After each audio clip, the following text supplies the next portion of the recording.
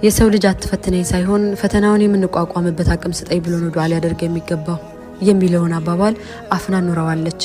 አፍናን በደንብ አድርጋ ብትፈተንም ከአላህ ጋር ሁሉንም ለማለፍ ታግላለች። ታዳኛ ቲክቶክ ላይ ስለሷ የሰማነው ጥቂቱን ብቻ ነው። ከነገረችን ከምናየው በላይ ነው የተፈተነችው። አፍናን ጧት ካንሰር እንዳለባት ሰምታ ከሰዓት ከሁለት ልጆቿ አባት ጋር ተፋታለች።